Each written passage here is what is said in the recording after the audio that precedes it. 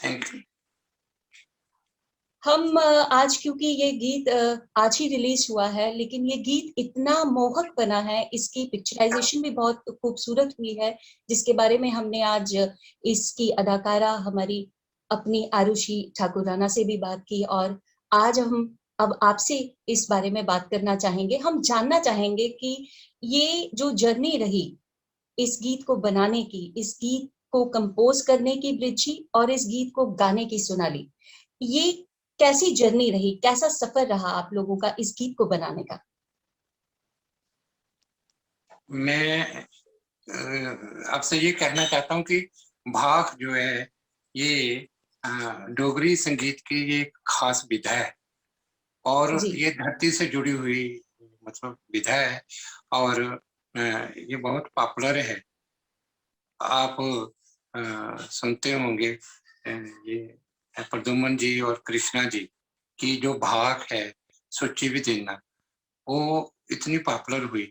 और सबसे बड़ी बात थी कि हालांकि भाख में वो उस तरह से कोई इंस्ट्रूमेंट्स नहीं होते, उस पे एक एक्सपेरिमेंट हुआ था। तो भाख को मतलब कोई ऐसा था कि मुझे वेद राय जी ने बड़ा प्रेरित किया, उन्होंने कोई एक भाख पे डॉक्यूमेंट्री बनानी थी।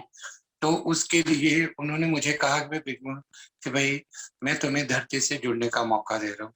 तो उस समय कृष्णा जी ने वो सब भाखें गाई थी, तो वो उनकी पोइट्री थी। उन्होंने कविताएं गीत तो लिखे ही हैं, लेकिन उसके साथ ही उन्होंने नमी भाखें भी लिखी।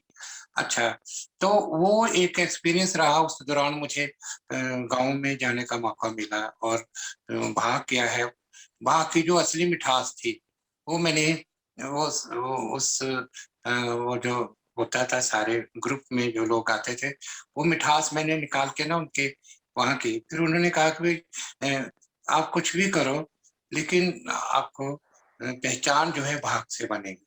तो फिर ये था कि भाई जब इस पे काम किया तो उन्होंने भी बड़ा पसंद किया, तो उन्होंने मुझे बार बार कहा। तो ये कुंवर जोगी जी की जो भाग है, इसको हमने भाग बनाया। बेसिकली ये पंक्ति उन्होंने लिखे 4-4 लाइनों के, और 4-4 लाइनों के हमने उनको बड़ी अलग अलग तरीकों से सोनाली जी ने पहले भी पंक्ति उनके गाए हैं, लेकिन भाग की शक्ल में नहीं गाए। 4 ही लाइनें हैं। तो ऐसे ही आइडिया आया कि इसको भाग की शक्ल में करें। बड़ा अच्छा ख्याल था। बाबल आंखें बही जाती ये ढोली दे अंदर। तो ये एक ऐसी चीज है कि, और मैं ये कहता हूँ कि भाई भाग तो मैंने बनाई ही, लेकिन इसमें वो जो रूह जो है वो फूंकने का काम सोनाली जी ने किया। और जब इसको पहली बार ही मतलब स्टेज पे गाया गया, सोनाली जी भी कहती है मैं तो स्टेज पे मेरे तो आंसू बह गए थे, तो मैंने सोनाली जी ने मेरी ओर देखा और इन्होंने कंट्रोल कर लिया। आप शुरुआत ही उस गीत की कुछ लाइनें सुनाकर हमें, इस कार्यक्रम की और भी शोभा बढ़ जाएगी अगर आप उसी लाइन से, उन्हीं चंद सुरों से शुरुआत करें तो। जी जी जरूर, बिल्कुल। अलाप से ही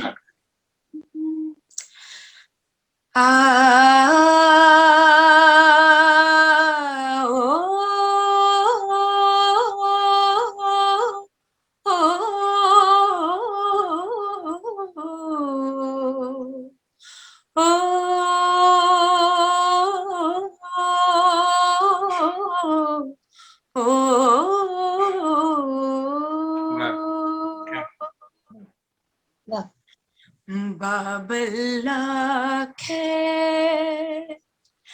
बही जाती है,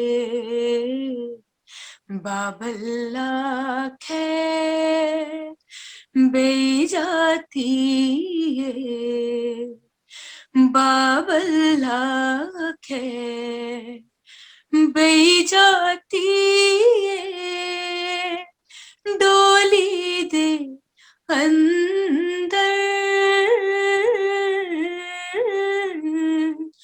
ये मेरी ये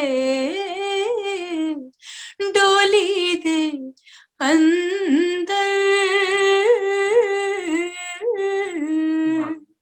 बाबल आंखें बही जाती है,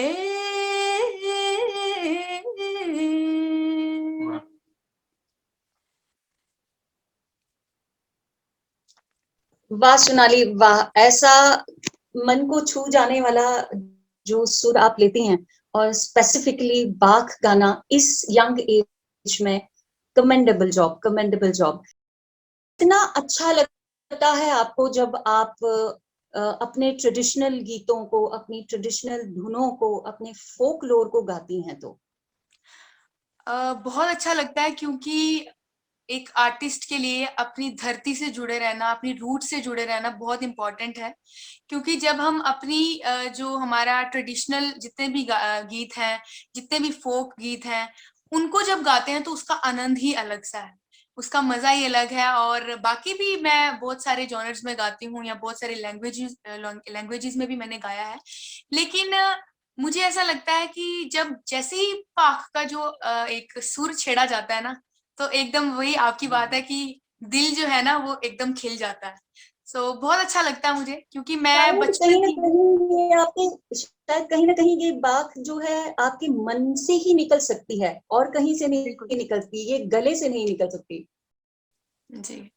ब्रिजी तुंदे कोला पूछना चाहती है कि कुंवर वियोगी उंदे जेडे शब्द हैं, ये तू साखा दे कि तुसे बड़े स्टाइल्स च इस गीत की गाने की कोशिश की, पर अल्टीमेटली तुस भाख ऊपर पुज्जी गए।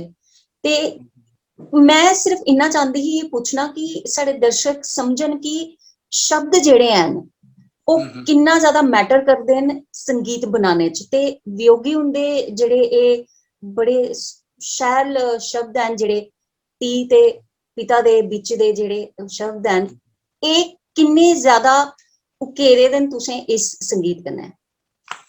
देखो तुस जेह्ड़ियां ओरिजिनल भाखां होंदियां ना लोक गा दे होंदे ओह्दा इक रस ते अस लेई सकने आं, ते पर मते बारी असेंगी ऐसा होंदा कि उंदे शब्द नहीं असेंगी समझ आंदे। मते बारी असेंगी भाखां सुनने आं ते लोक गा दे होंदे न, ओह् उसदी मतलब ओह्दे च लफ्जें दा जेह्ड़ा ऐसा होंदा ना चुनाव बगैरा, ओह् केह् गा करदे होंदे न, ओह् बड़ा ओह् ते अपने आप च समझी सकदे न। पर अस कोई चीज गाने आं ते साढ़ा मतलब एह् है कि अगर कोई गजल गांदा है तो ओह्दा शेर दे सुनने दे बाद लोक वाह करदे ना। तो इ'यां भाखें दे बिच भी इन्ने खूबसूरत शब्द न, जियां एह् भाख है ना, ते इसगी सिर्फ एह् हा कि भाई एह् बाबल आखे, में सोचा दा हा कि भाई एह् जेह्ड़ा गीत जिसलै इ'नें गाया हा आज दे बिच जी जी जिन्ने भी लोक हे, सोनाली जी केह् तुसेंगी लग्गा हा दस्सो? वाकई बड़ा अलग जा माहौल बनी गया हा, और सारे लोग रोई पे है। रोई पे सच्ची गल है। हाँ गल है सर, कितनी बड़ी एक गल है कि सिंपल जी लाइन है, एक बिल्कुल सीधी लाइन है, बाबल आखे बेजा डोली। डोली दे अंदर मगर मीनिंग ये किन्नी किन्नी मीनिंगफुल है कि मतलब ये एक पिता और एक पुत्री के संबंध को, उस शादी के माहौल को कितनी अच्छी तरह से और कितनी सरसता से उसका वो बखान कर देती है। अटैचमेंट को एक दर्शाता है, अटैचमेंट को दर्शाता है जी। बिल्कुल बिल्कुल एक और साधी सी लास्ट लाइन है, एक साधी सी पंक्ति। बिल्कुल बिल्कुल। और ਇਹਦੇ ਵਿੱਚ ਦੱਸਣਾ ਕਿ ਵੀ ਪਿਤਾ ਆਖਰ ਚਾਹਦਾ ਕਿ ਵੀ ਅੱਜੇ ਕੋਲਾ ਉਗੇ तेरा घर उगे तेरा मंदिर, तू है तेरा और घर। मतलब जी और किन्ना मुश्किल होंदा है कि अपने कलेजे दे टुकड़े गी मतलब इयां अलग करना एक, बिल्कुल और बिल्कुल। धी आस्ते भी बड़ा मुश्किल होंदा है।